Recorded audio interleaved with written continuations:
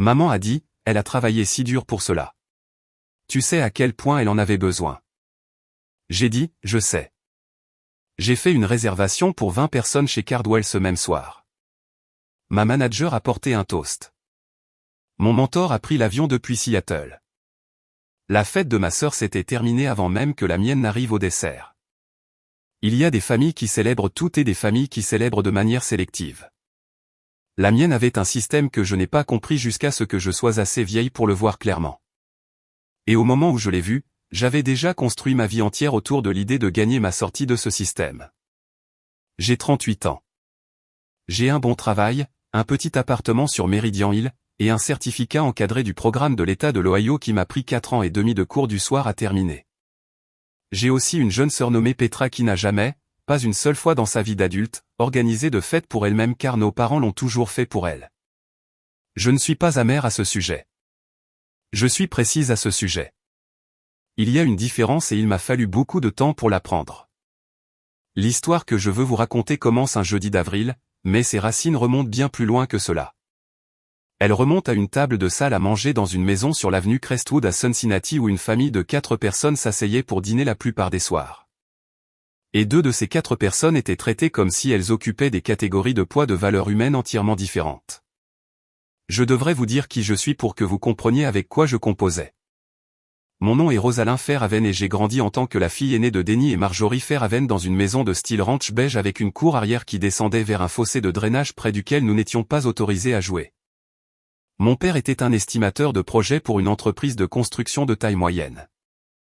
Ma mère est restée à la maison jusqu'à ce que Petra commence l'école maternelle, puis elle a pris un emploi à temps partiel dans un cabinet dentaire pour répondre au téléphone. Nous n'étions pas une famille riche. Nous étions à l'aise dans le sens où il y avait toujours de la nourriture, mais aussi toujours un plafond, et vous sentiez le plafond le plus lorsque vous essayiez d'atteindre quelque chose. Petra est née quand j'avais 4 ans. Et je mentirais si je disais que je me souvenais d'un moment où elle n'était pas le centre de gravité de notre foyer. Cela ressemble à du ressentiment fraternel. Je veux être précise. Ce n'était pas que mes parents l'aimaient plus d'une manière informe et inexplicable. C'était qu'ils organisaient leur attention autour d'elle selon des modèles que je pouvais voir depuis l'âge de 9 ou 10 ans. Les pièces de théâtre scolaire de Petra avaient les 2 parents au premier rang. Les miennes n'avaient que ma mère, arrivant 12 minutes en retard car elle avait d'abord déposé Petra chez une amie. Les fêtes d'anniversaire de Petra avaient des thèmes, des invitations imprimées, un gâteau commandé à la boulangerie sur la rue Vine. Les miennes avaient un gâteau acheté en magasin et toutes les décorations que ma mère trouvait dans le bac de liquidation de la fête précédente. Je n'ai pas pleuré à ce sujet. Je n'ai pas fait de scène. J'ai appris très tôt que faire une scène vous faisait qualifier de dramatique. Et être qualifié de dramatique était le moyen le plus rapide de perdre le peu d'attention que vous aviez déjà. Je pense comprendre maintenant, à la fin de ma trentaine, ce qui motivait ma mère. Elle ne le décrirait pas ainsi elle-même, mais je crois que Petra lui rappelait qui elle voulait être quand elle était jeune. Petra était sociable, prompte à rire et à l'aise en entrant dans les pièces comme certaines personnes le sont tout simplement. Ma mère avait été timide quand elle était fille. Elle m'a dit une fois en faisant la vaisselle qu'elle avait passé la majeure partie du lycée terrifiée à l'idée d'avoir tort sur quelque chose devant d'autres personnes. Je pense qu'elle regardait Petra et voyait une version d'elle-même qui s'en était sortie. Et je pense qu'elle me regardait et voyait quelqu'un qui semblait très bien se débrouiller seul. Alors elle m'a laissé me débrouiller seul encore et encore et encore jusqu'à ce que le fait d'aller bien devienne invisible. Mon père suivait l'exemple de ma mère dans la plupart des choses. Ce n'était pas un homme cruel.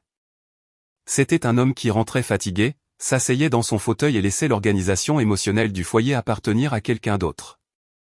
Donc, quand ma mère décidait quelles étapes comptaient et quelles réalisations méritaient une foule, il conduisait jusqu'au lieu et payait la compte. Et c'était toute l'étendue de son engagement dans la question. J'ai quitté Cincinnati pour Columbus à 22 ans pour un poste de coordinatrice junior dans une entreprise de logistique. Je ne fuyais pas ma famille. Je courais vers quelque chose, ce qui est une distinction que j'ai dû faire délibérément car pendant longtemps même moi je ne pouvais pas faire la différence. Au cours des 16 années suivantes, j'ai déménagé 2 fois, je suis retourné à l'école le soir tout en travaillant à temps plein, j'ai obtenu une certification en conception pédagogique. Et j'ai finalement décroché un rôle de gestionnaire principal en apprentissage et développement dans une entreprise de services financiers de taille moyenne avec des bureaux à Cincinnati et à Indianapolis. Je suis revenu vivre à Cincinnati il y a 3 ans. Cela semblait être le choix raisonnable. Mes parents vieillissaient. J'avais un bon salaire. J'avais de l'espace. Ce que j'avais aussi, bien que je ne l'aurais pas nommé ainsi à l'époque, était une accumulation silencieuse de preuves sur ce que ma présence dans la ville me coûterait. Ma première année de retour, j'ai été promue directrice du développement des talents. J'ai appelé ma mère depuis le parking à 4h47 de l'après-midi. Elle a dit « Oh, c'est bien, chérie. Tu viens pour le dîner dimanche. Petra prépare ses pâtes. » C'était en novembre. J'ai classé la conversation et je ne l'ai pas ressortie pendant plusieurs mois. L'incident déclencheur, la chose qui m'a finalement fait passer de l'accumulation de preuves à la décision de faire quelque chose avec, s'est produit un jeudi après-midi de la première semaine d'avril. Petra m'a appelé elle-même, ce qu'elle ne faisait pas toujours. Elle était excitée. Je pouvais l'entendre dans sa voix, cette fréquence particulière et brillante qu'elle a quand quelque chose de bien lui est arrivé et qu'elle décide encore comment le contenir. Elle avait été promue responsable régionale des ventes couvrant 6 États. C'était une véritable réussite. Je le lui ai dit. Je le pensais sincèrement. Je savais à quel point elle avait travaillé pour cela au cours des 2 dernières années. Et je l'avais regardée grandir pour devenir quelqu'un de plus sérieux et de plus capable que la fille dont je me souvenais de l'avenue Crestwood. Maman planifie déjà quelque chose, a dit Petra avec un rire dans la voix qui suggérait qu'elle n'avait rien fait pour décourager cela. Tu sais comment elle est. J'ai répondu que je le savais. Ce dimanche-là, j'ai conduit pour aller dîner car c'est ce que je faisais le dimanche parce que j'avais 38 ans et que j'essayais d'être une fille présente. Ma mère était au téléphone dans la cuisine quand je suis arrivé et je pouvais l'entendre parler depuis le couloir.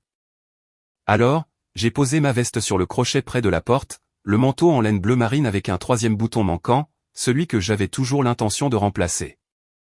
Et je suis allé m'asseoir à la table de la cuisine avec mon père qui lisait quelque chose sur sa tablette et n'a pas levé les yeux quand je me suis assise. Ma mère est entrée 10 minutes plus tard, rayonnant encore de la conversation qu'elle venait d'avoir.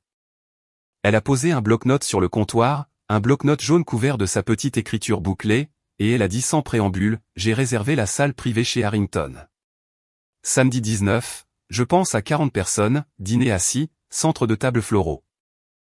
J'ai dit, cela a l'air magnifique pour Petra. Ma mère a dit, elle a travaillé si dur pour cela. Tu sais à quel point elle en avait besoin. J'ai dit, je sais. J'ai pris mon thé. La boîte de Earl Grey était sur la table, celle avec une petite bosse sur le couvercle qui était là depuis ma première année de retour à Cincinnati. Et je me suis versé une tasse et j'ai laissé le moment se déposer car voici ce que je n'avais pas dit à voix haute. Pas encore. À personne. 4 semaines plus tôt, j'avais été promue vice-présidente du développement du personnel. C'était un rôle qui n'existait pas dans mon entreprise avant qu'il ne le crée pour moi.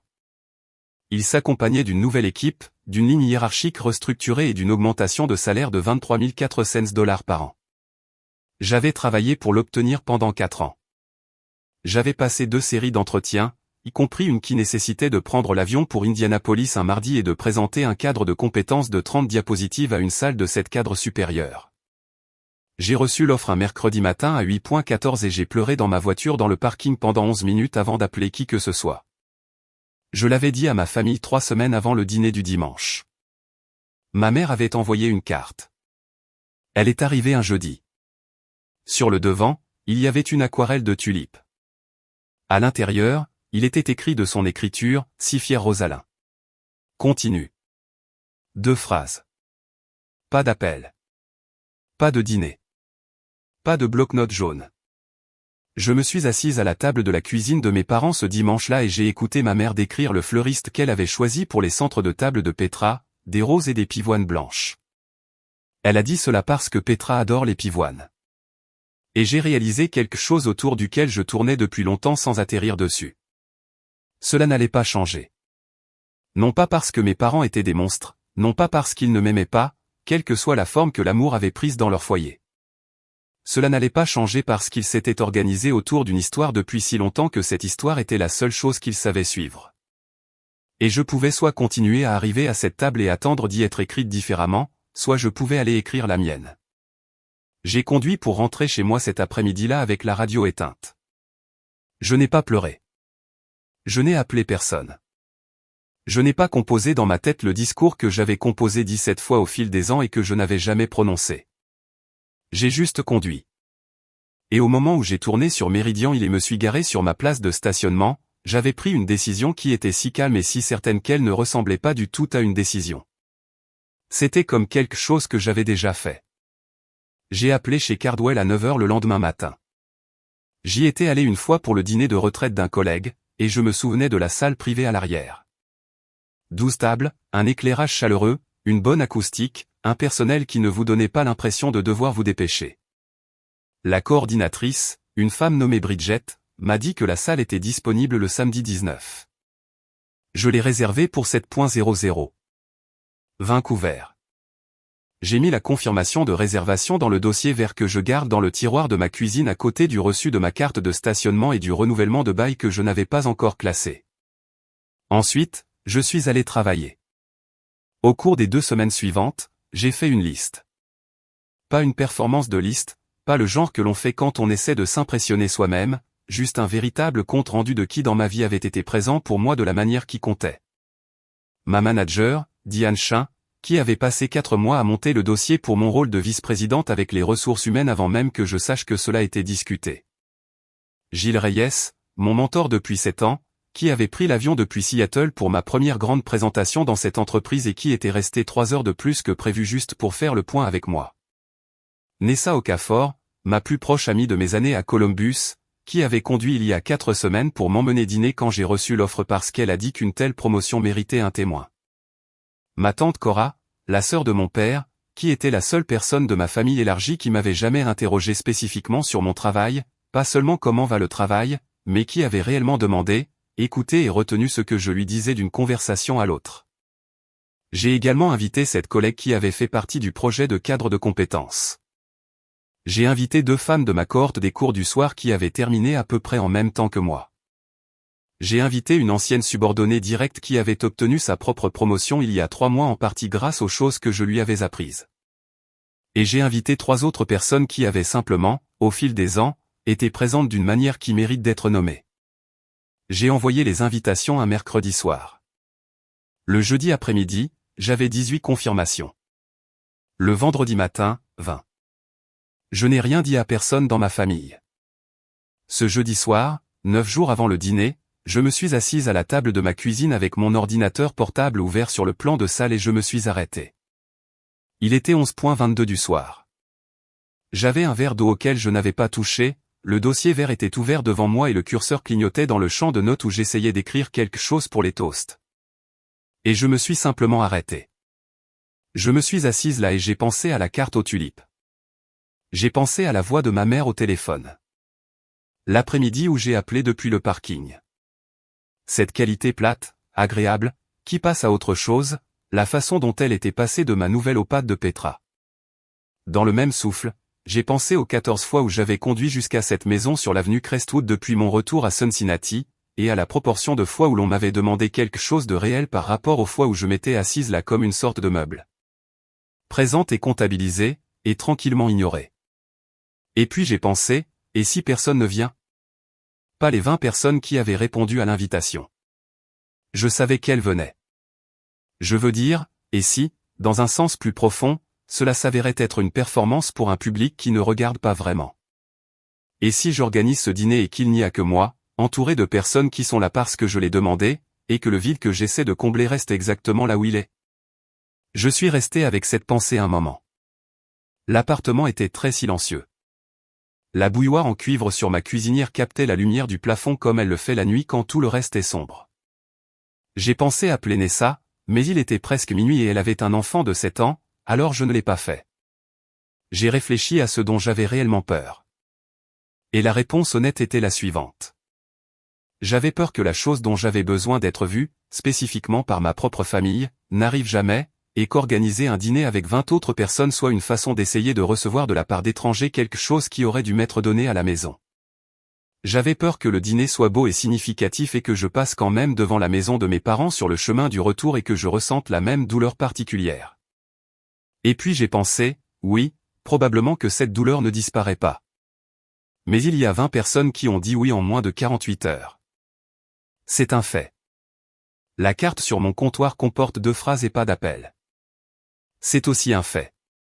J'ai 38 ans et j'ai construit un département, une pratique et une carrière dont je suis sincèrement fier. Et je peux choisir de continuer à attendre que ma famille m'accorde la reconnaissance ou je peux construire une table et m'y asseoir. J'ai fermé l'ordinateur portable. J'ai fini l'eau. Je suis allé me coucher.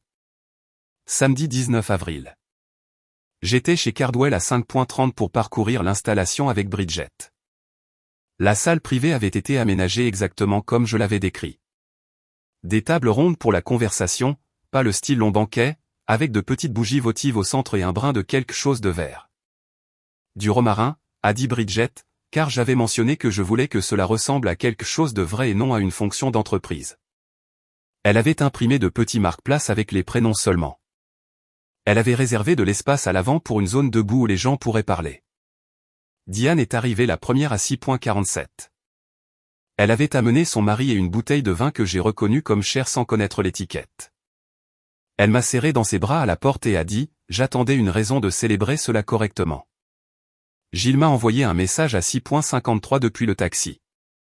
Il avait atterri à l'aéroport international de Cincinnati à 5.30. Je ne lui avais pas demandé de prendre l'avion. J'avais simplement envoyé l'invitation et lui avais dit qu'il n'y avait aucune obligation. C'était un long chemin à parcourir. Sa réponse avait été qu'il avait pris l'avion pour moins que ça. Il est entré à 7.04 avec sa veste sur un bras et ce regard particulier qu'il a quand il est sincèrement heureux d'être quelque part. Et il a marché droit vers moi et a dit « Tu ressembles à une vice-présidente ». J'ai ri. Je n'avais pas ri comme ça depuis des semaines. À 7.15, les 20 sièges étaient occupés. Tante Cora était à la table la plus proche de la fenêtre. Nessa tenait la cour à la table centrale, faisant déjà rire quelqu'un. Mes 2 amis des cours du soir, Juno et Patricia, étaient dans le coin en train de rattraper leur retard sur quelque chose qui durait apparemment depuis une discussion de groupe dont je ne faisais que partiellement partie. La pièce était chaleureuse et bruyante de la manière spécifique qui ne se produit que lorsque les personnes présentes veulent vraiment être là. Diane a parlé la première. Elle s'est levée sans cérémonie et a dit qu'elle était dans le développement des talents depuis 19 ans et qu'elle avait connu peut-être 6 personnes dans sa carrière qui comprenaient instinctivement comment construire une culture d'apprentissage plutôt qu'un simple calendrier de formation. Elle a dit que j'étais l'une d'entre elles.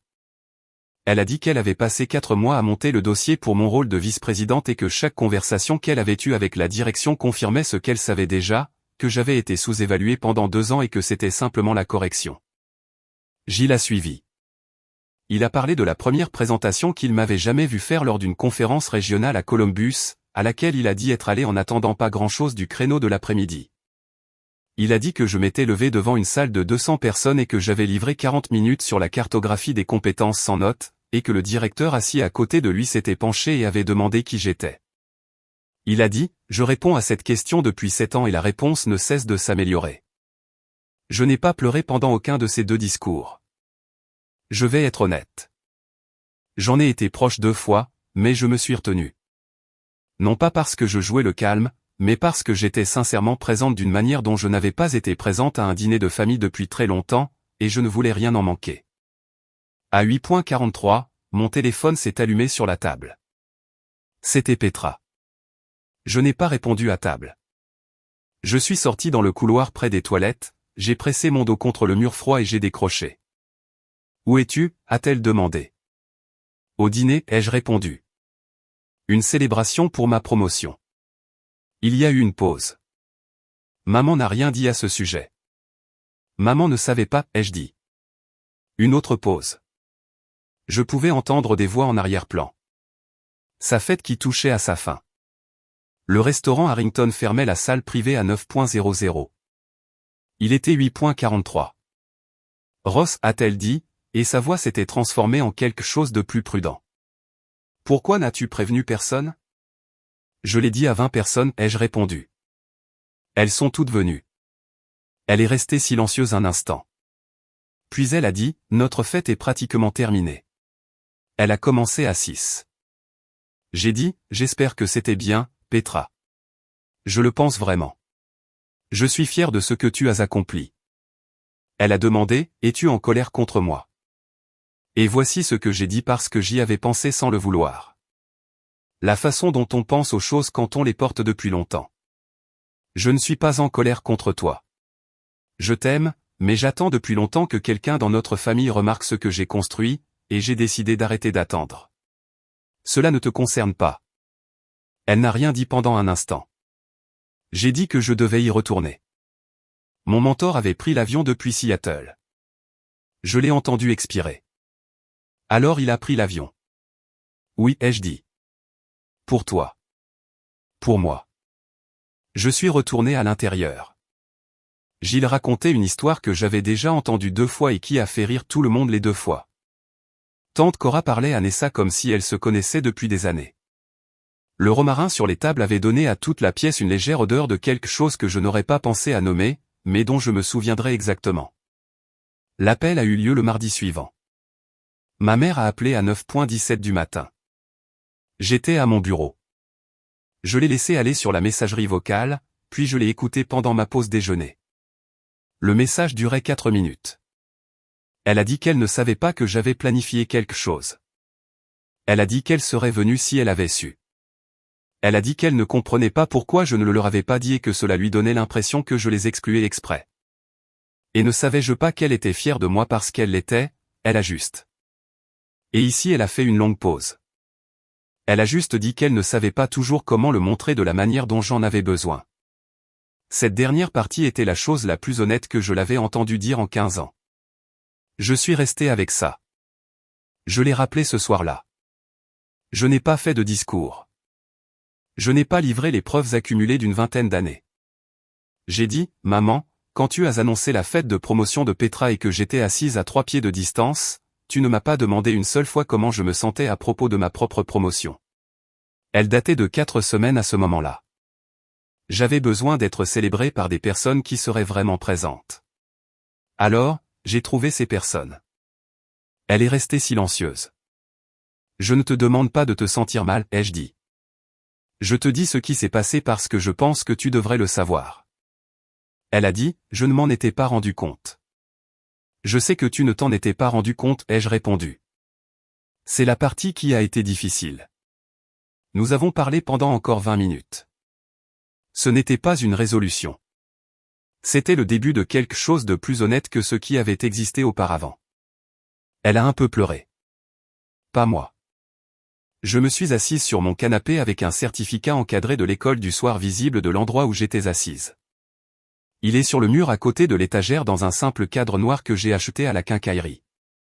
Et je l'ai regardé pendant qu'elle parlait et j'ai pensé aux 4,5 années qu'il m'avait fallu pour l'obtenir.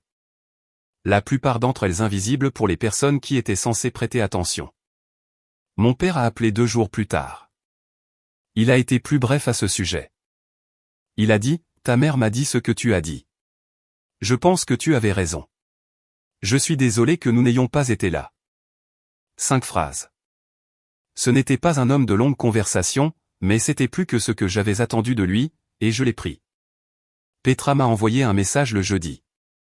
Elle a écrit, je n'arrête pas de penser à ce que tu as dit sur la tente. Je pense que je savais que quelque chose n'allait pas depuis longtemps, et je ne voulais tout simplement pas le regarder parce que le regarder donnait l'impression de choisir un camp. Je ne veux pas te perdre, Ross. J'ai répondu, tu ne me perdras pas, mais j'ai besoin que tu me voies. Pas seulement que tu m'appelles quand tu veux parler de toi. Me voir, réellement. Elle a répondu, j'y travaille. Je la croyais. Je savais aussi que la croire et faire confiance au schéma étaient 2 choses différentes et qu'il me faudrait observer le schéma avec le temps. Tante Cora m'avait dit quelque chose avant de quitter le restaurant Cardwell ce soir-là. Debout au vestiaire, enfilant sa veste. Elle a dit, je regarde ta famille depuis 30 ans, Ross. Ce soir était la première fois que je te voyais dans une pièce où personne ne te demandait d'être plus petite. Elle a boutonné sa veste et a ajouté, accroche-toi à ce que tu as fait pour arriver ici. J'ai essayé de comprendre comment décrire ce que j'ai ressenti dans les semaines qui ont suivi, et ce qui s'en rapproche le plus est ceci. Je ne me suis pas sentie victorieuse. Je ne me suis pas sentie guérie. Ce que j'ai ressenti, c'était d'être localisé. Comme si je m'étais finalement placé sur une carte que je dessinais depuis des années sans savoir où je m'y trouvais. Mon équipe m'a envoyé des fleurs le lundi après le dîner. Quelque chose que Diane avait apparemment organisé. 12 tiges de quelque chose de orange dont je ne connaissais pas le nom mais que j'ai gardé sur mon bureau jusqu'à ce qu'elles sèchent et ensuite gardé une semaine de plus parce que je n'étais pas prête à les jeter. Nessa m'a envoyé un message tous les jours cette semaine-là sans aucune raison, si ce n'est pour me dire qu'elle pensait à moi. Gilles et moi avons eu un appel vidéo le mercredi suivant où nous avons parlé pendant 2 heures de la prochaine phase du département que je construisais. Et quelque part au milieu de tout cela, j'ai réalisé que la vie professionnelle que j'avais passé les 16 dernières années à construire avait maintenant sa propre gravité, sa propre force d'attraction, entièrement indépendante de la compréhension que mes parents en avaient. Il y a quelque chose à quoi j'ai beaucoup pensé au cours des mois qui ont suivi avril. Certaines gentillesses sont des prêts que le prêteur oublie de garder. Mes parents m'ont donné beaucoup de choses en grandissant. De la nourriture, une structure, une certaine forme de discipline, le sentiment que le travail acharné était sa propre récompense. Ce qu'ils ne m'ont pas donné, c'est la reconnaissance. Et j'ai passé beaucoup de temps à traiter l'absence de reconnaissance comme une sorte de dette que j'attendais qu'ils me remboursent plutôt que comme quelque chose que je pouvais simplement aller trouver ailleurs. Une famille vous dira que les liens du sang sont plus forts que tout jusqu'au jour où le sang leur demandera de renoncer à quelque chose. Ma famille n'était pas malveillante. Elle suivait un modèle. Ils s'étaient organisés autour d'un centre de gravité il y a si longtemps qu'ils avaient oublié qu'il existait une autre façon pour une famille de s'orienter. Revenir dans cette gravité après 16 ans d'absence était mon choix et je l'assume. Mais je n'ai pas à continuer d'organiser ma vie autour de ce qu'elle remarquera ou ne remarquera pas. Un amour qui exige que vous vous fassiez petite n'est pas de l'amour. C'est de la gestion. J'ai été géré pendant longtemps, principalement par des personnes qui ne se rendaient même pas compte qu'elles le faisaient. Comprendre cela ne m'a pas mise en colère. Cela m'a rendue précise et le fait d'être précise, de savoir exactement ce qui ne m'avait pas été donné et exactement où je l'avais trouvé, s'est avéré être la chose la plus utile que j'ai jamais faite. Je suis retourné au dîner du dimanche 3 semaines plus tard. Ma mère avait préparé quelque chose avec plus de soin ce soir-là. Elle m'a demandé 2 fois comment se passait mon nouveau rôle. Elle a posé des questions sur l'équipe que je construisais. Elle a interrogé sur Gilles d'une manière qui suggérait que Petra lui avait parlé du mentorat. Ce n'était pas une transformation. C'était un ajustement. Je me suis assise à la table et j'ai répondu à ces questions et j'ai pensé que c'est à cela que ressemble une amélioration conditionnelle et c'est suffisant pour le moment et cela ne m'oblige à renoncer à rien. Les limites ne sont pas des murs, ce sont des portes et c'est à vous de décider qui les franchit. J'ai ouvert la mienne juste assez pour ce que ma famille pouvait honnêtement donner et j'ai arrêté d'attendre qu'ils abattent les parties qu'ils n'avaient jamais été prêts à atteindre. Le certificat sur mon mur indique apprentissage et développement, État de l'Ohio, terminé en mai 2021. 4,5 ans, 16 jeudis soirs par semestre. Beaucoup de dimanches où j'ai conduit jusqu'à Cincinnati et puis je suis revenu et suis resté assise avec mes études jusqu'à minuit parce qu'il n'y avait personne d'autre pour veiller avec moi. C'est un simple cadre noir. Je l'ai acheté à la quincaillerie pour 14 $. C'est la chose la plus chère de mon appartement et le prix n'a rien à voir avec l'argent. La famille, c'est celui qui se présente quand il n'y a rien à y gagner. Je connais la mienne maintenant. Ils ont occupé 20 sièges un samedi soir d'avril.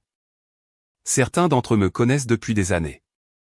Certains sont venus de l'extérieur de la ville. Certains m'ont envoyé des messages tous les jours pendant une semaine après, sans autre raison que le fait qu'ils le pouvaient. Si vous vous êtes déjà tenu dans une pièce où les gens célébraient quelqu'un d'autre alors que tout ce que vous aviez construit restait tranquillement dans votre poitrine, attendant d'être nommé, je veux que vous entendiez ceci. Vous avez le droit d'organiser votre propre fête. Vous avez le droit de remplir la salle de personnes qui connaissent déjà votre nom. Vous avez le droit d'arrêter d'attendre que la reconnaissance vienne de l'endroit qui n'a jamais su comment la donner. La question à laquelle je reviens sans cesse est la suivante. Si les personnes de votre famille de naissance n'ont jamais appris à vous voir, passeriez-vous le reste de votre vie à essayer de le leur enseigner? Ou construiriez-vous quelque chose d'assez brillant pour cesser d'avoir besoin qu'ils le fassent?